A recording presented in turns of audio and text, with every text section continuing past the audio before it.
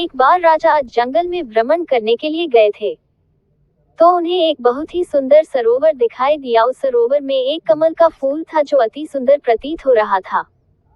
उस कमल को प्राप्त करने के लिए राजा अज सरोवर में चले गए, किंतु ये क्या, राजा अज जितना भी उस कमल के पास जाते वह कमल उनसे उतना ही दूर हो जाता और राजा अज उस कमल को नहीं पकड़ पाए। अंततः आकाशवाणी हुई कि हे राजन, आप निसंतान हैं, आप इस कमल के योग्य नहीं है। इस भविष्यवाणी ने राजा अज के हृदय में एक भयंकर घात किया था।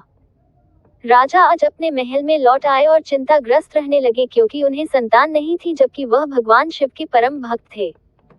भगवान शिव ने उनकी इस चिंता को ध्यान में लिया और उन्होंने धर्मराज को बुलाया और कहा, तुम किसी ब्राह्मण को अयोध्या नगरी पहुंचाओ जिससे राजा अज को संतान की प्राप्ति के आसार हो।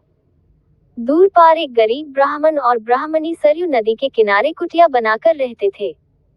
एक दिन वे ब्राह्मण राजा अज के दरबार में गए और उनसे अपनी दुर्दशा का जिक्र कर भिक्षा मांगने लगे। राजा अज ने अपने खजाने में से उन्हें सोने की अशिफियां देनी चाहिए, लेकिन ब्राह्मण नहीं कहते हुए मना कर दिया कि यह प्रजा का है, आप अपने पास जो है उसे दीजिए। तब राजा अज ने अपने गले का हार उतारा और ब्राह्मण को देने लगे, किंतु ब्राह्मण ने मना कर दिया कि यह भी प्रजा की ही संपत्ति है। इस प्रकार राजा अज को बड़ा दुख हुआ कि आज एक गरीब ब्राह्मण उनके दरबार से खाली हाथ जा रहा है। तब राजा अज शाम को एक मजदूर का वेश बनाते हैं और नगर में किसी काम के लिए निकल जाते हैं। चलते चलते वह एक लोहार के यहाँ पहुँचते हैं और अपना परिचय बिना बताए ही वहाँ विनय कर काम करने लग जाते हैं। पूरी रात को हथौड़े से लोहे का काम करते हैं, जिसके बदले में उन्हें सुबह 1 टका मिलता है।